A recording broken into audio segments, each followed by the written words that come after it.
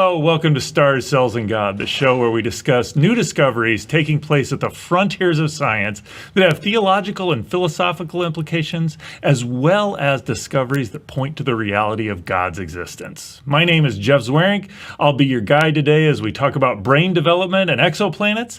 But before we get into the discussion, I want to encourage you to subscribe to our channel, Reasons to Believe, so that you can be notified of our new weekly videos. Learn more at reasons.org or by following us on social media at RTB_official. Today I'm joined with Fuzz. Fuzz, good to have you here today. Jeff. I'm going to let you start off the discussion talking about brain development. So what do we have in tap today? Yeah. Well, Jeff, to set the stage, there are all these adages, that people throw around. Some of them are helpful, some of them maybe not so much. But one adage that's applicable to today's discovery is this idea that good things take time. And, that's definitely true when it comes to whiskey, by the way. Now, I don't drink. I'd imagine you don't drink. I've had occasional things. There's part of me that doesn't quite understand why people drink this stuff because it hurts when you first start drinking it. Yeah. Well, I don't drink, but good whiskey takes time. Right. And, in fact, you can make whiskey in about a week. Just the process of fermenting the grains and then distilling the alcohol from the grains, you could do that in a week's time. But if you want really fine whiskey, you have to age the whiskey, usually in barrels. And as a chemist, I find the whole chemistry of the aging process to be fascinating, because 3 years seems to be the window of time for at least an acceptable whiskey. And it depends upon the oak barrel, where you get the oak from, how you treat the oak. And so there's a real art and a science to aging whiskey. And what happens is during the aging process, the walls of the barrel will absorb impurities in the alcohol, high molecular weight materials, which actually improve the flavor, improve the smoothness. There's a little bit of evaporation of the alcohol that takes some of the edge off the whiskey. Okay. And then there's materials in the oak barrel that infuse into the whiskey and give it its color and give it its distinct flavor. And so it's fascinating aging process. And 25 years is the optimum time for the best whiskey. Really, 25 years. So I'm gathering is that you made it sound like there are things that diffuse from the barrel into the whiskey, from the whiskey into the barrel. Is that more just physical, like adding salt to something, or are there chemical changing of the actual physical molecules there? It's probably some just leaching and diffusion and absorption. But there may be some chemical processes that are taking place as well. All right. So there's a whole science to the aging process of whiskey that's very interesting chemistry. But another place where good things take time has to do with brain development, and specifically the cellular processes that take place in progenitor cells and neural cells. A role in the development of something called the neocortex. And it turns out that those cellular processes take longer in the developing modern human brain than they would have taken place in the brains of Neanderthals. And this is an insight that was made available by a team of German researchers who published a paper recently in the journal Science as part of the Science Advances feature. But this is part of a larger project among anthropologists to try to understand what makes us unique, if anything, as human beings. And part of that process involves comparing our anatomical features with those of Neanderthals and the other hominins. But thanks to this whole industry of ancient DNA studies now, people can actually, we've been able to sequence the Neanderthal genome, the genomes of Denisovans. We have high quality sequences available, and we can then compare gene sequences of the Neanderthal genome with that of modern humans. And how much of the Neanderthal and Denisovan DNA do we have? Do we have something equivalent to what we have in humans? Because I don't think we have the human genome entirely sequenced. I mean, and that's right. We don't have the entire sequence of the human genome.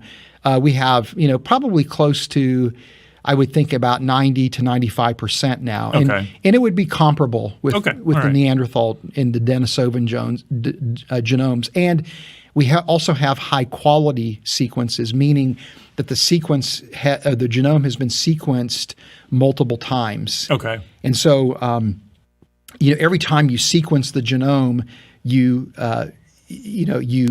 actually improve the quality of the sequence because, if you sequence a genome 10 times, if there's a couple of errors that took place in the sequencing, you will be able to detect them the more times you sequence it.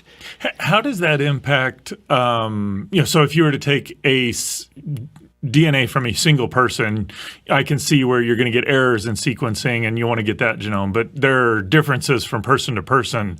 I assume that plays into sequencing for Neanderthals and Denisovans as well. Right. It does. And, part of the human genome program or sequencing program is to assess diversity of the human genome. Mm-hmm. You can't quite do that with Neanderthals and Denisovans, but we do have multiple genomes from multiple specimens. Okay, so you're not getting just one. There is some measure of that diversity as well as being able to pair out the errors. And there you're now looking at specimens from different locations as well as specimens that lived at different times. Right. Okay. So your genetic diversity is a snapshot from population and time. Right. So it's a good assessment of diversity, even though it's not the numbers aren't that high. Right. Gotcha. But people have looked at the differences in the human and Neanderthal genomes for the protein coding genes.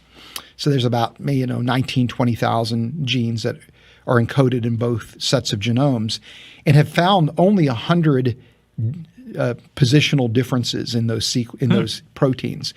But the question is, are those 100 differences significant? And so now there's a project underway to actually experimentally assess what those differences entail.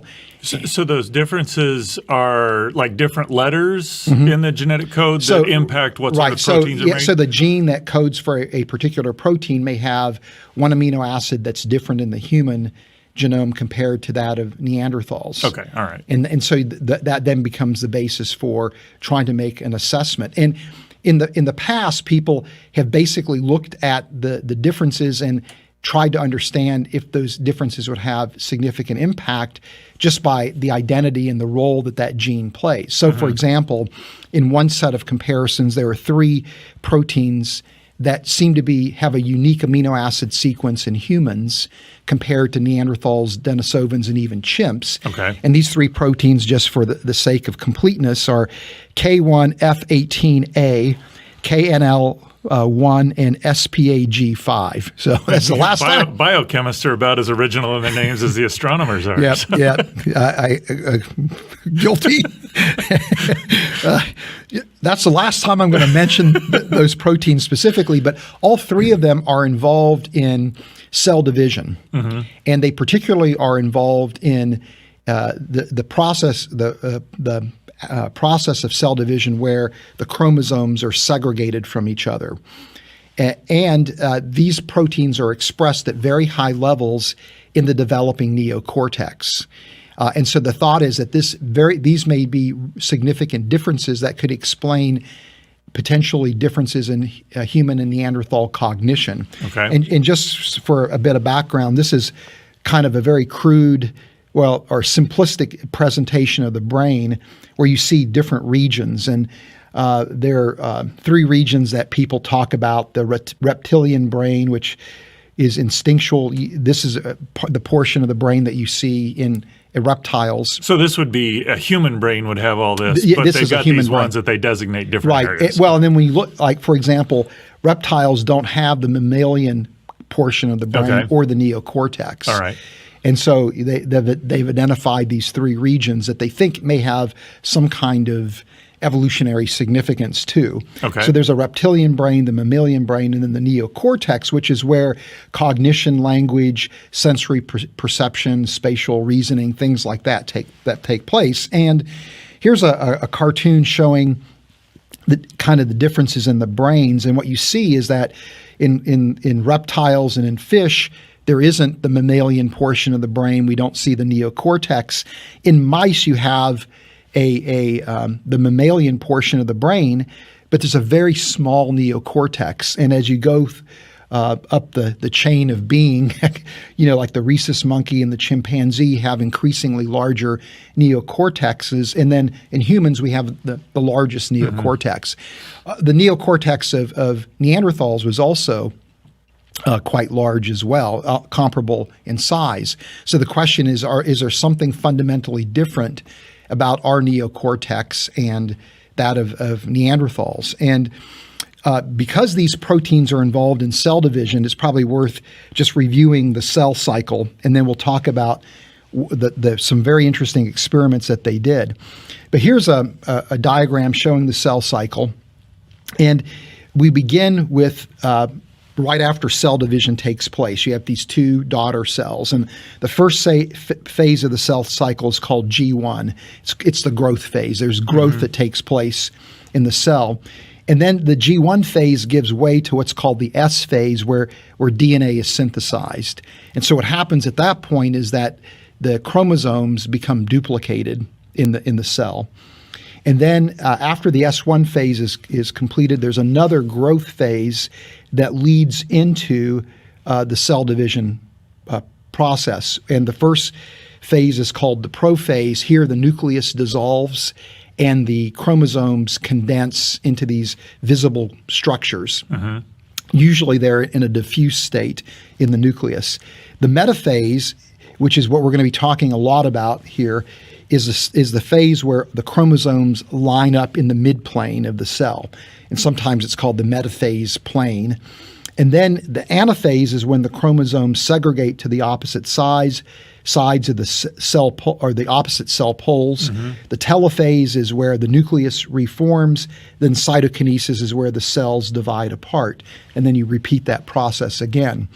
And so during the course of neocortex development, there would be these cells called progenitor cells, neural stem cells, that are undergoing this cell division process. They're proliferating to create the cell mass to build the neocortex. And so because these three proteins, again, are involved in the cell division and particularly in the cell separation process, they thought that maybe these proteins may have play some role in the quality of the cell division process. And this is where the whiskey metaphor comes into play, because it turns out people have discovered that the longer that a cell stays in the metaphase stage, the more time you give for the chromosomes to align in the midplane. Okay. And so it just takes time for those chromosomes to line up, and you end up having fewer chromosomal separation errors that take place if you have a longer metaphase. If the metaphase, so what would be a chromosomal separation error? Because presumably the chromosomes are not joined particularly. I'm looking at the diagram trying to figure out there. It looks like they've kind of got this central point where they're connected, and then they're splitting from that. What sort of errors happen? If you don't get things perfectly aligned when the anaphase begins, what will end up happening is you won't get two sets of chromosomes in the daughter cell. One will have an incomplete set, and the other will have extra chromosomes in it. Really separate completely, or you're just going to get mixing. And okay, gotcha. Right. So what these researchers did to test this idea was to use an interesting technology that involves the creation of brain organoids and then gene editing technologies. And this research group actually has done a series of experiments along these lines. There's at least 3 papers published. This is the second. There's a third paper that was just published that I'm working through right now. And in fact, in the very first episode of Star Cells and God, we talked about work that this team did, assessing the NOVA1 gene. But the idea here is that you can create these cell cultures called brain organoids, where you take induced pluripotent stem cells, you culture them in a cell culture into a three-dimensional cell culture as opposed to a two-dimensional one on a petri dish through using a spinning bioreactor that very, very slowly turns, and it takes a few months for these brain organoids to develop. But depending upon the types of growth factors, the culture conditions, you can get these brain organoids to develop into analogs to different regions of the brain.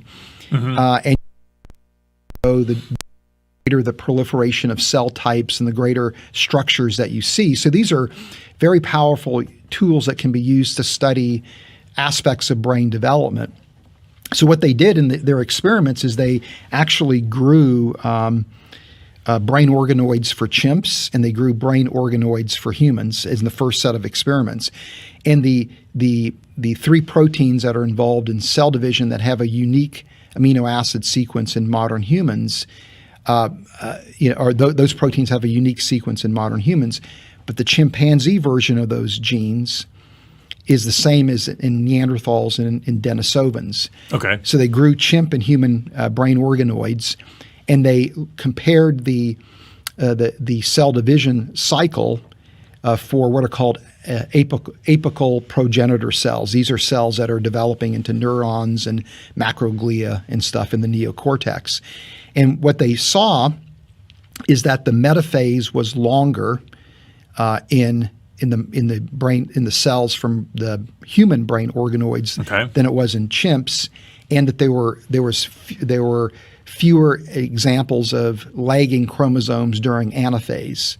So it looks as if that particular set of proteins that have, again, a unique amino acid sequence in humans seem to slow down metaphase, which means that the quality of the cells produced in cell division is going to be higher, so that the quality of the neural cells in the neocortex of humans are higher quality cells. They're less diseased, they're less defective because of this chromosomal separation error.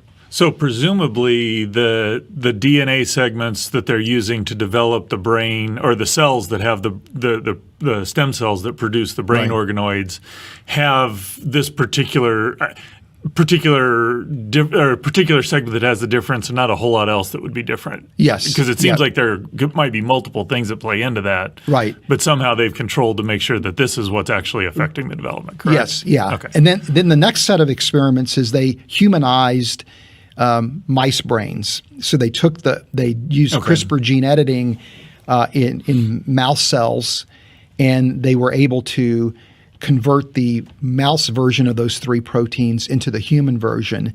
And then they looked at what happened in the brain development for mice. Now, mice have a very small neocortex, but they do have a neocortex. And they saw there that when they humanized those proteins in the mouse brain, that the metaphase slowed down and there were fewer lagging chromosomes in anaphase compared to the brain development in wild-type mice. Right. They then did another So why would they not – I mean, why could you not go in and do the same sort of experiment where you're doing that with the chimpanzee brain? Is that because you need to actually have the chimpanzees grow to do that? Or Yeah. So this was done in mice, actual mice. Right. So not just developing organoids or something. Yeah, right. Then what they did is they took the human stem cells that they used to develop human brain organoids, and they Neanderthalized them. Okay. And they converted those three proteins into the Neanderthal version. And when they compared the cell division process in the apical stem cells versus the humans versus the Neanderthalized versions, they saw that in the Neanderthalized versions that, again, cell division was more rapid, less time was spent in metaphase, more chromosome lagging errors, or more lagging chromosomes, I should say, in the anaphase. So it looks as if what these three amino acid differences are telling us is that the human brain was probably a higher quality brain, where it was a more robust brain, which could very well translate into differences in cognition. Well, there's some of that makes sense. I mean, when you think of the difference between I've got a Model T Ford and a Formula One sports car, at least some of that is you can tolerate a whole lot more. And slop's not the right word, but a whole lot more imprecision in the way parts are made. You get up to an F1 car or a Formula One car or an Indy car, and it's like everything's got to be made to these exacting tolerances. It sounds like that sort of thing is going on here. That these sorts of things allow the human brain to do something more, or is it that they cause the human brain? I think the analogy, that was a great analogy, by the way. I think the analogy would be you have a Formula One sports car that is high precision and one that somebody worked on and they were sloppy. Okay. And so the Neanderthal brain would correspond to the Formula One car where people were sloppy. Okay. Versus the human brain where people were very careful and you have this high precision machine. So I think that's what the appropriate analogy would be. Okay. Does that mean God's being sloppy with it? Well, yeah.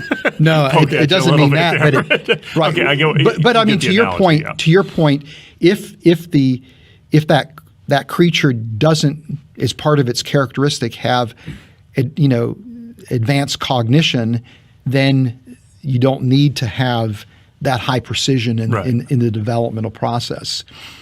Now this study isn't in isolation, but it's part of other studies that have shown also significant, or at least amino acids differences in other proteins that are involved in neural development. Now, there's only been, again, a few studies that have been done with the brain organoids to actually go in and check, is there a real physiological consequence to those differences in amino acid sequences? But the fact that we do see a number of other proteins that are involved in brain development that show, amino acid differences suggests that this isn't just in isolation, that there are genetic differences between humans and Neanderthals that seem to have consequences in terms of brain development and cognition. And as I mentioned in the first episode of Star Cells and God, we talked about similar experiments where people were looking at the NOVA1 gene. And this is a gene that is also involved in brain development, and that the sequence for the NOVA1 gene in humans is unique compared to Neanderthals, Denisovans, and chimps. And they saw differences in brain organoid development by simply modifying or by Neanderthalizing the NOVA1 gene in human brain organoids. And of course, there's also other anatomical studies that show differences in the brain structure of Neanderthals as well.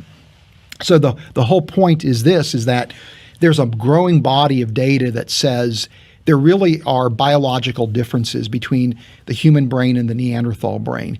The sizes are comparable, but the brain shape of the human brain is distinct, that supports advanced cognition. We see differences in key genes that are involved in neurodevelopment, and we're now generating experimental data with these brain organoids that are indicating that those genetic differences are meaningful. They seem to have consequences in the way the human brain developed compared to Neanderthals.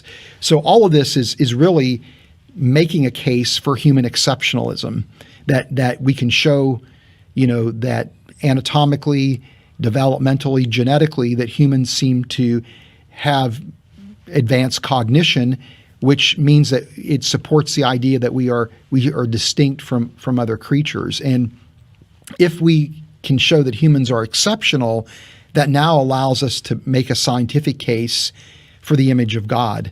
Because the idea is that humans uniquely bear God's image, and because we bear God's image, we can enter uniquely into a special type of relationship with God.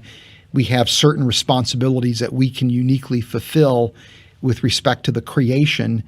And so anything that makes a case for human exceptionalism and distinguishes us as human beings as unique is something that could be, appropriated for a scientific case for the image of God. So this study, supports the RTB human origins model, which says, again, humans and Neanderthals would be distinct, where humans are cognitively superior, but it also, again, builds a case for human exceptionalism.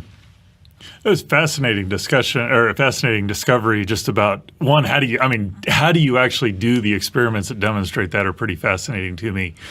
Two questions that come up in my mind. One is trying to put this discovery in and integrate it with another discovery that I know you've talked about a lot and I've thought about, is where you've talked about how the genetic code is optimized to minimize errors. Yeah. And one of the aspects that comes up in that optimization or that error correction is that substituting letters so that you get different amino acids, very often that'll have a different amino acid that effectively produces either the same protein or a protein that does almost identical stuff.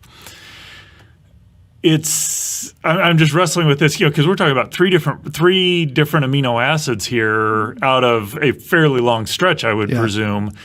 That I guess I'm struggling to see how can this error correction, is this just a place where the error correction, I could see the argument being made, this is a place where the error correction wasn't quite good, and that's what allowed humans to develop this new thing. Right.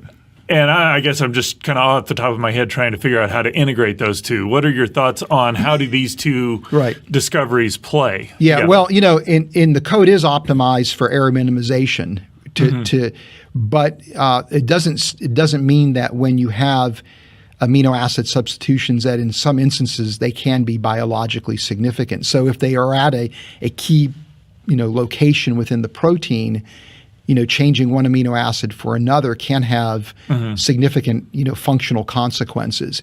And so these amino acid differences are those three proteins still function in the same way.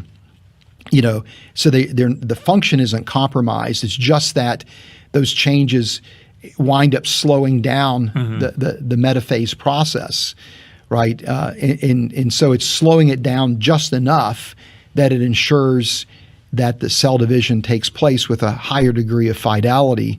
So it's not even like a loss of function. It's just the function is altered slightly, and the big question is that slight alteration significant or not? And that becomes highly speculative when you're just looking at the sequences, or even when you're trying to build protein when you're trying to model protein structures, and say, well, maybe there are some structural differences that might be significant. Here, you're able to go in and do experimental work, in a fairly interesting model system that identifies that this is really different. So. It does seem like the fact that the genetic code is so good at minimizing errors almost makes the fact that there are these errors, if they were errors indeed, or these differences, are not just errors, if you will. That there's you could make an argument that strikes towards intentionality, because there are things that would correct it and get it back to. Right. But these become key to what makes humans different than Neanderthals. That strikes me. Yeah, that's a really good point in terms of intentionality, Jeff. And along those lines, I mean, it's interesting that, again, the amino acid sequence in humans is unique compared to not only Neanderthals, but also Denisovans, to chimpanzees, to mice. So all mammals have basically the same amino acid sequence for these three proteins, right? And you would argue that because of that, it probably means that these are critical proteins, that any change in the amino acid sequence is going to be weeded out by natural selection, because those changes are going to compromise the function of those proteins, which is, if they're playing a role in cell division, that's devastating. Right. And here we have, these differences in these three proteins in humans that seem to have very significant biological consequences. Right. So it's a bit eerie or a bit odd that you would see. It would be one thing if it'd be another thing altogether if we saw variation in these proteins throughout the mammalian realm, right? But we don't. Gotcha. Right? Yeah. Okay. So the other question I had is, you were talking about human exceptionalism, and I think of, at least as I've read scripture, what distinguishes humanity from all the other creatures is that we're image bearers in a way that no other creature is. And given that God created the universe, brought all the new stuff into existence there, that there's this Nefesh creatures, which has a discussion beyond our discussion today. And then there's, humanity is made in God's image. It almost looks like that's a relational capacity we have with God. it's almost like you could almost argue that that's not a physical or need not be a physical thing. So how important is it, or how critical is it to RTB's model that humans have physical exceptionalism as opposed to maybe a spiritual exceptionalism? Does the question make sense? Yeah. Well, I mean, the way I look at it, and there very well could be theologians that would disagree with me. I mean, there's three different models for the image of God. One is structuralism, where it actually is that we have distinct capacities that separate us from other creatures. One is the relational view, where it's just simply describing our relationship. Okay. The other is called the functional view, or the representative view, where it's referring to responsibilities that we've been given. But people like Bill Craig, and I would agree with this argument, make the point that in order to be unique in our capacity to have a relationship with God, or to be uniquely suited to serve a functional role in creation, there has to be something fundamentally distinct about us that gives us that capacity. So his argument is that you have to adopt some form of structuralism, even if you would adopt one of those other two views, or that the structural view kind of umbrellas those other two views. That not that they're mutually exclusive, right? And so this wouldn't be, we found evidence for the image of God. We found evidence for the changes in structure that we would expect if we're created in God's image. Yes, exactly. Okay. Yeah, and to me, we are physical and we are immaterial. The image of God is part of our immaterial makeup, I would think. But it's not like we're a ghost in the machine. Right. There's an integration. And so you'd expect there should be biological systems that correspond to our uniqueness, even though we would still argue that the image of God is immaterial. So kind of like a computer hardware, software analogy, that to run the software, which would be analogous to the image of God, you've got to have the hardware that can handle it, right? Right. Well, and I think there's a common error, or I've noticed in myself a tendency to distinguish the physical and the spiritual, and what I do spiritually affects my physical, what I do physically, so that this idea that those are two distinct things, I think you're arguing that they're integrated in some fashion. I think that makes sense. So any other final thoughts? No, that's well, I appreciate it. It's fascinating to talk about. Thanks, Jeff. Thanks for the great questions. I find that sitting here listening, I have a wealth of questions that may not be related to your topic, because just even going back in there, the whole process of splitting, it's like, when do you start getting the duplicate copy? Yeah, but that's not really what we were talking about today.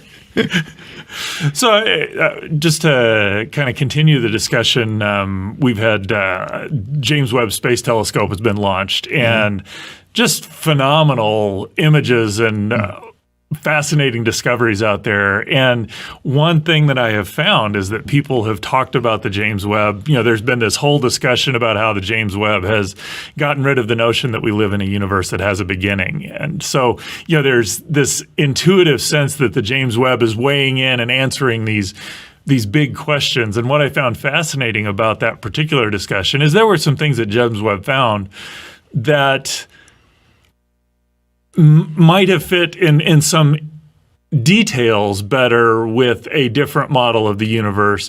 But in a very real sense, the James Webb doesn't even impact the evidence that points towards Big Bang cosmology, because, let's talk about the cosmic microwave background radiation, which the James Webb has no capacity to observe. And so there's, it was conflated in what it was able, or the idea of what it was capable of doing didn't match what its specifications were. And so I see now we're interested, there's just all longstanding pervasive question of, are we alone in the universe? And we now have this new fascinating telescope, and I just kind of wanted to take a little bit of time to discuss what is the James Webb, what is it, what can it do, and how does it weigh in on this issue of is there life? Because the particular discovery I'm going to talk about was the first observation of an exoplanet with the James Webb Space Telescope.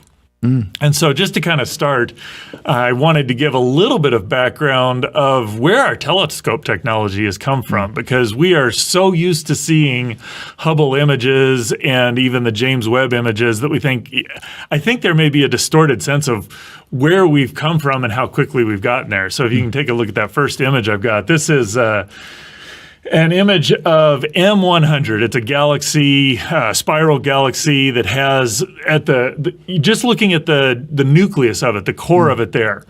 And this is from Kitt Peak with a 2.1 meter telescope, which is a really large telescope. I mean, that's like a 6+ foot inch optical or primary mirror on it. So stand me up and it's taller than that.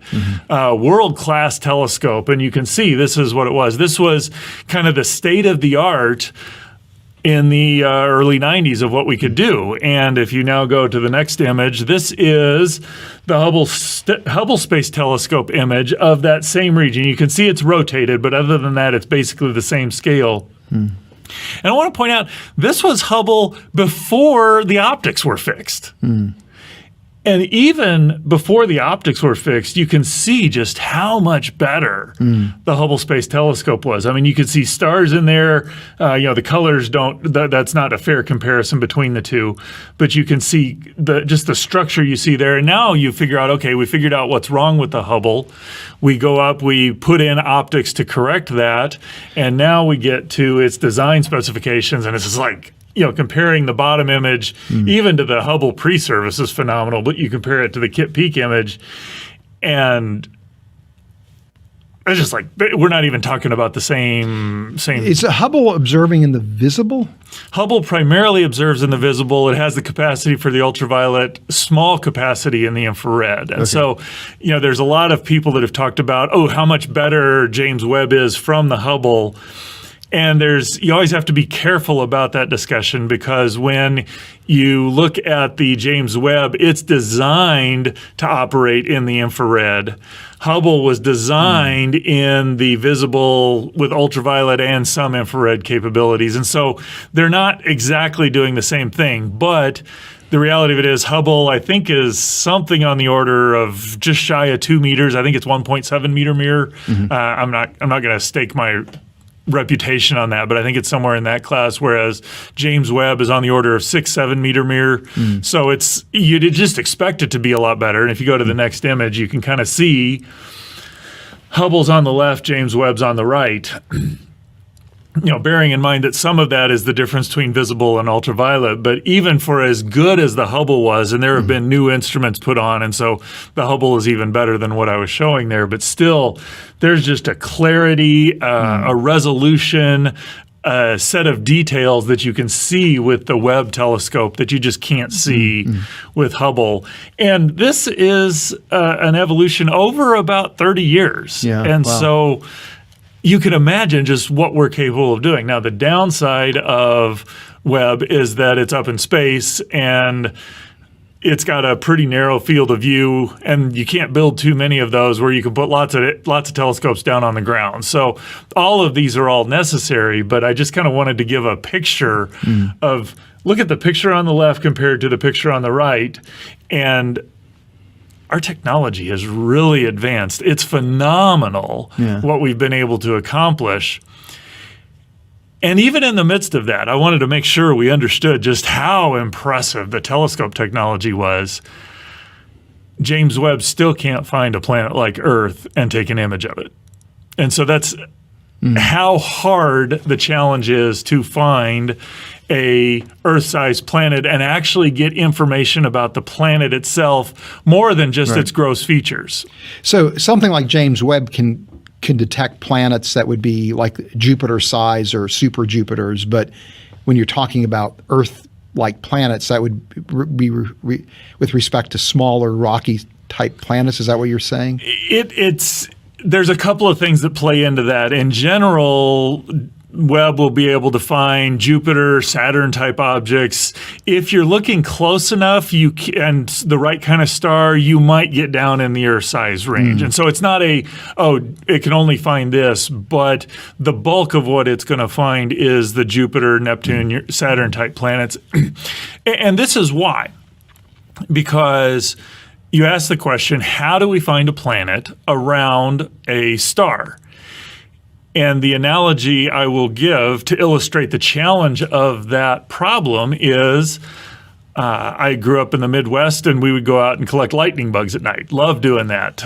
Little things, bugs that light up, rear ends light up. I mean, who's not fascinated by that? And these little lightning bugs, there's only about an hour where you can find them, because too early in the day they don't light up because they don't need the light because the sun's out. Too late, and you can see the light, but then you can't have any context of where they are. You can't see their bodies afterwards. And so there's this range where you can see them, you can see the light, but it's not so dark that you can't see their bodies and go find them. But they give off a relatively small amount of light.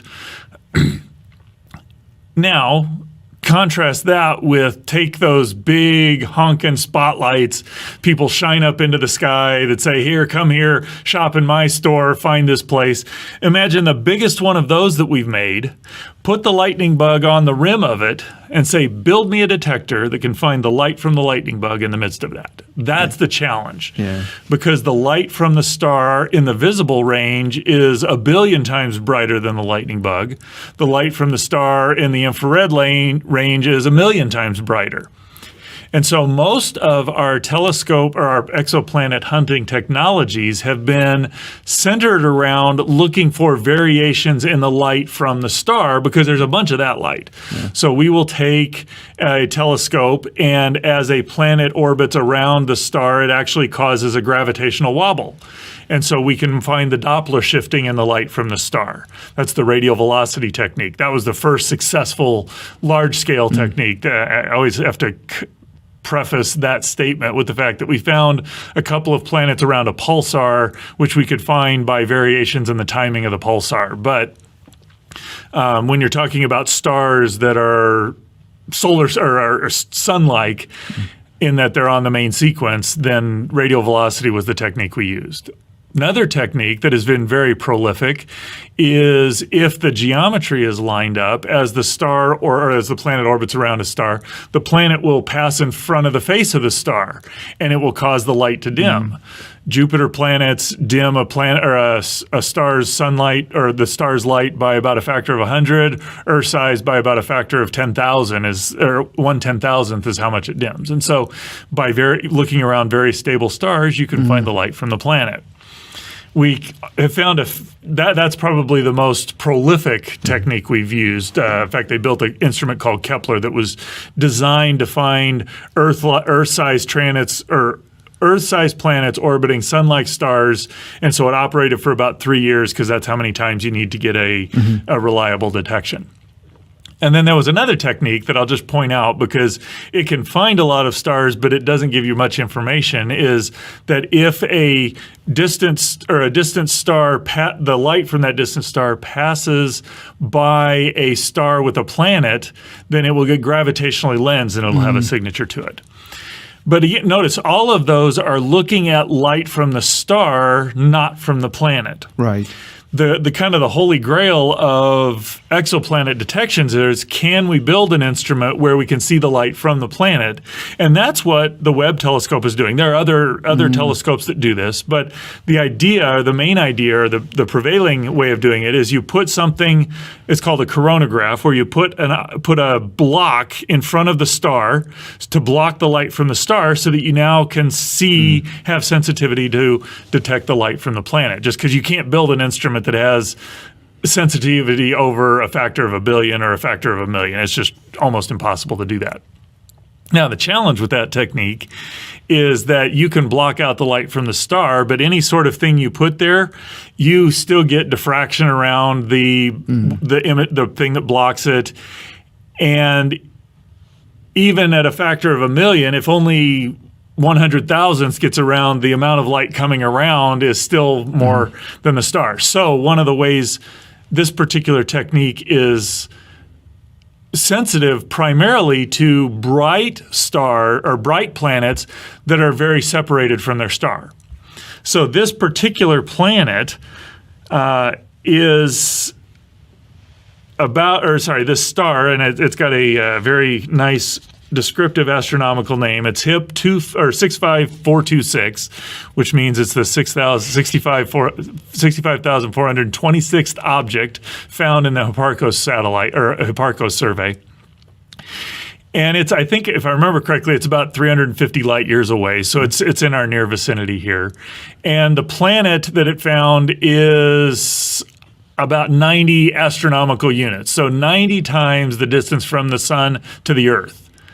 Pluto or Neptune's about 3940 astronomical units. So this is well beyond the orbits of Pluto and Neptune if this planet were to be put in our solar system, and it's got a mass of a couple times that of Jupiter. So this isn't like, ooh, we're getting close to finding an Earth-like planet. What's cool about this discovery is, one, that it shows that the James Webb Telescope can find extrasolar planets. We thought we figured it could. We had knowing the design characteristics of what it looked like. The fascinating aspect of this discovery was not in that it found the planet, is that in the looking at the planet, the telescope was operating about 10 times better than what we thought it was. So it's a way of assessing how well is the instrument working. And if you kind of go to the next slide there, this is you can see the images of the planet in, this is 7 different wave bands, and this is from 2 microns to 15 microns, which is far into the infrared. And the top left image, the purple one there, is actually in a region where we've never found exoplanets in that energy or in that wavelength range. So it's novel discovery there. In fact, it may be the first 2 are in that category. But what you see, again, the star is a marker of where the star is. You can see all the light's been blocked out, but you still see all of the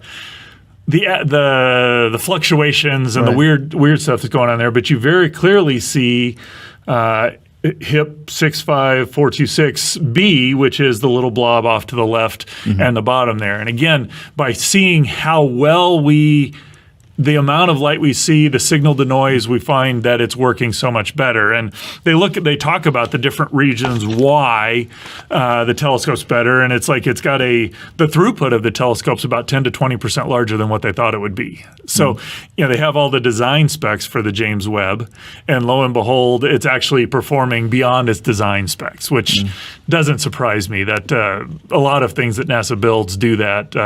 Even the Mars rovers, Spirit and Opportunity, they were designed to work for 30 days. They worked for the better part of a decade, so it was pretty phenomenal. Their pointing stability, I think, actually is what allows this sort of resolution, because instead of the telescope bouncing around by 6 milliarc seconds, it's only bouncing around by 1 milliarc second. And so that means that light is concentrated into a small region instead of being smeared out. And so the fascinating part of all of this is that we know the capabilities of what the Webb. And you asked what sorts of planets would it be able to find. The statement they say is that given the improved performance, it will be possible to detect Uranus and Neptune massed objects beyond 100 to 200 astronomical units. So again, we're not talking solar system like planets, but it's incredibly impressive and a little bit discouraging at the same time. And even they say that they can get Saturn-sized objects down to about 10 astronomical units.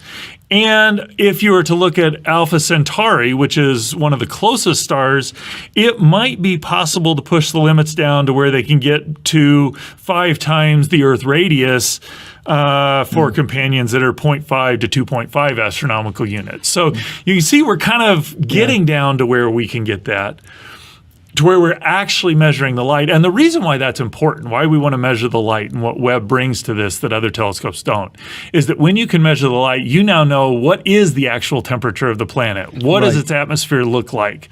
What's the composition? You can start to do science on the planet instead of just saying, well, it's this massive. So you could generate spectral information from the light then. In principle, yes. Now, I'm not entirely sure whether it has that technology. You can see here, there's even some spectral information here because these are different wave bands. Right. Oh, yeah, right. It's just really wide wave bands. So you're not going to be able to say, okay, let's look for the hydrogen line of such and such. It doesn't have that sort of resolution. But yeah, we're doing spectroscopy on light from the planet itself, which is what you need to be able to assess whether this thing is really habitable. Because as much as Earth is a certain size, it's what's going on in the atmosphere is driving a whole lot of what makes Earth habitable. Right.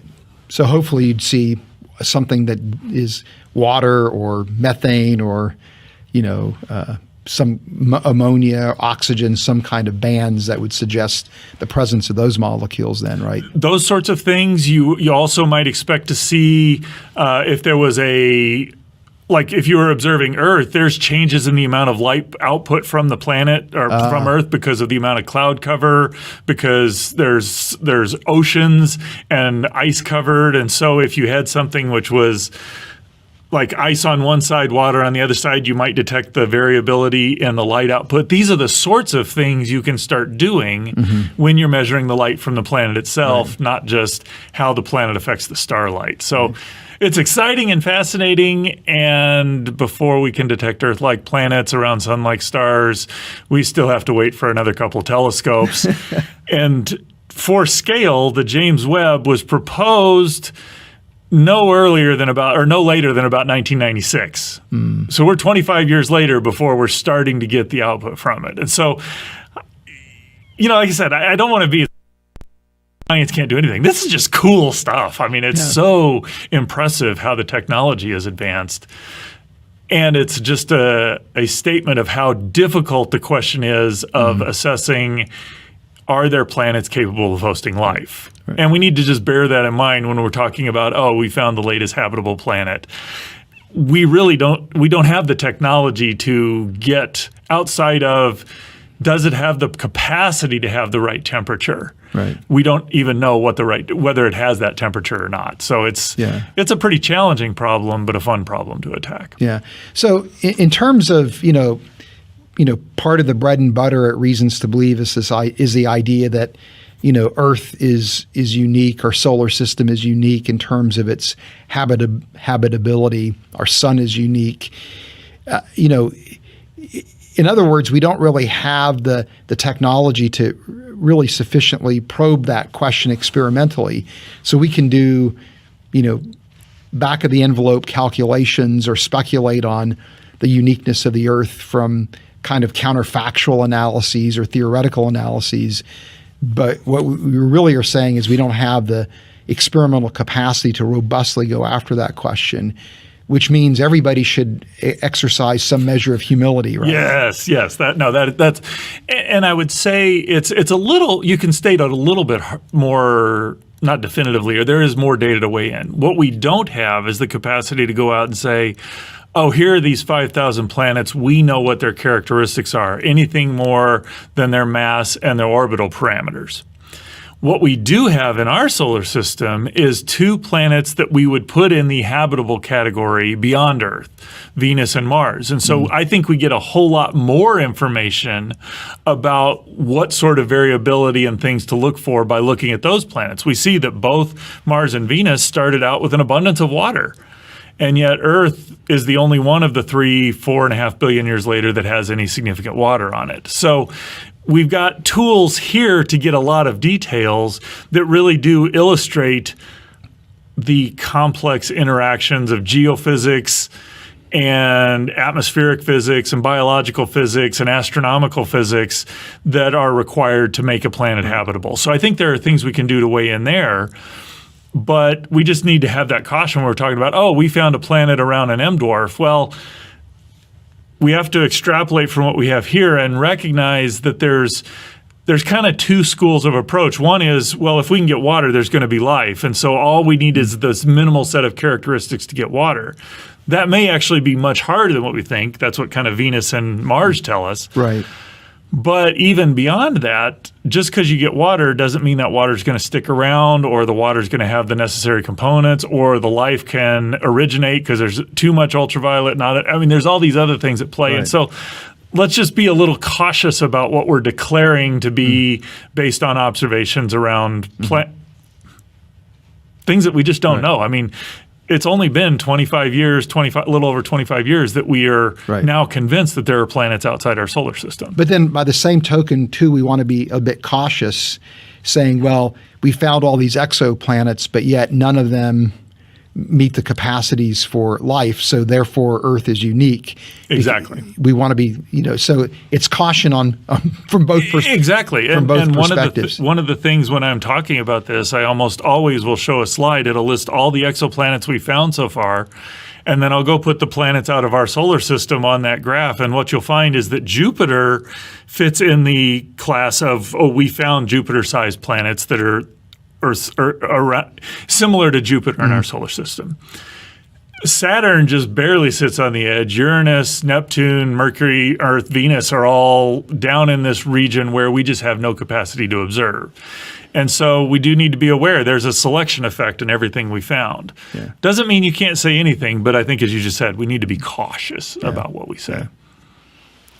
Well, thanks, Fuzz. Appreciate our discussion today, and want to thank you for joining us also today on Stars, Cells, and God, and want to encourage you to join the discussion in the comments below. Remember to like this video and to subscribe for more content.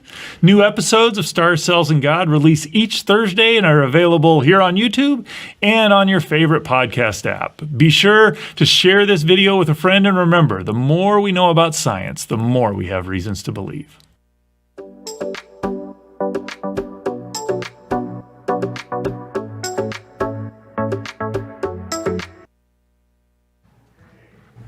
The sound coming through, guys? Okay.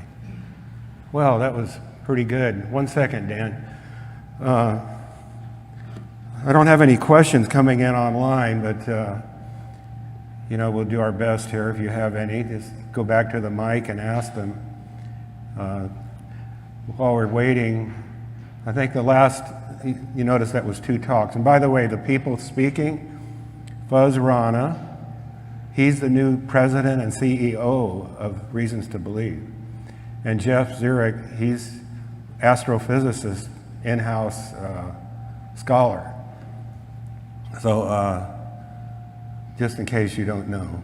And Hugh is not the president anymore.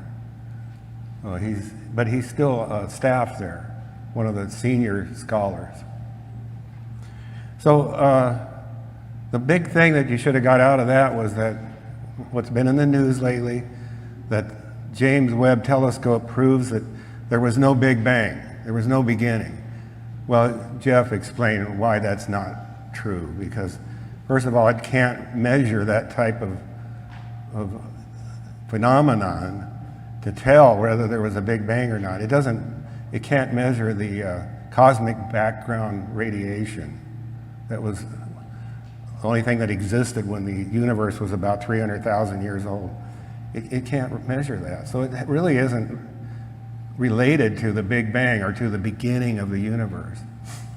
Now, the other thing was the organoids. Any of you ever heard of those before, organoids? Something new, the biochemist, by the way, the other person was Dr. Fuzz Rana, I mentioned. He's a biochemist, and he talked about the organoids. In the lab, they've managed to take what he called pluripotent cells. Those are cells that can get out of your body, or they can take, that are able to differentiate into any tissue. And so, or they can treat cells to do that. And they've treated them in such a way that they make little brains, little microscopic human brains.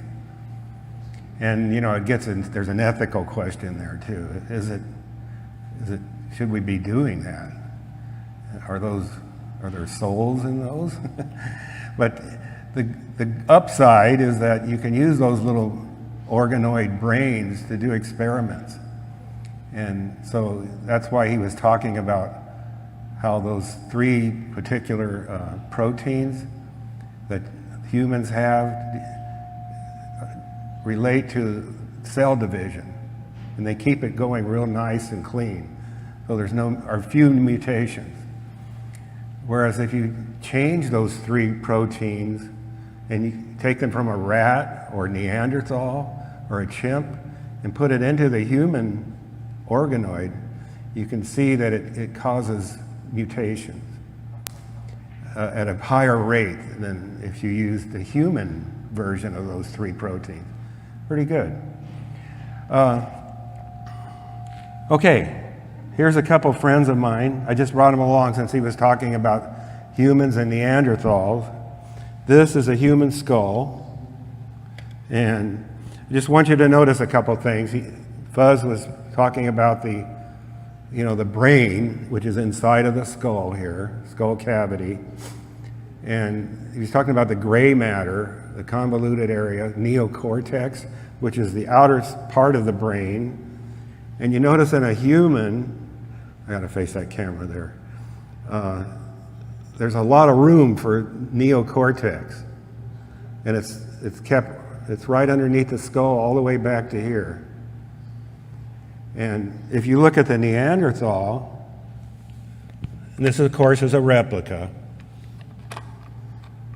The Neanderthal, I'm going to put the mandible, the lower jaw down, pardon me. And look at the difference. If you look at the human, this is the human parietal bones are much higher. There's room for a lot of gray matter. In Neanderthal, it's lower. It's not as rounded as the human. And so there's less of that type of brain. By the way, the Neanderthal brain is larger than humans on average, but it's not neocortex so much. It's other parts of the brain. Neanderthal has a very large hindbrain here, the cerebellum, for coordination, right in the back here. See how it sticks out in the back, this bun? In the human, of course, we have a cerebellum too, but it's smaller. Our brain is more dedicated to the neocortex, the rest of the material up here. So, if there's no other questions, I think we'll call it quits, and we're expecting Hugh back next week. I'm going to say a prayer to close us out, okay? Lord God, we thank you for this day. We praise and glorify you, Lord. And we thank you for the reasons to believe and the paradoxes class. Ask your blessing on our leader, our pastor, Hugh Ross, wherever he may be. Keep him safe and sound, and bring him back to us next week, healthy. Bless his family. Bless us, Lord, as we go from here, that we can keep you right in the forefront of our cerebral cortex, Lord. We ask it in Jesus' name. Amen.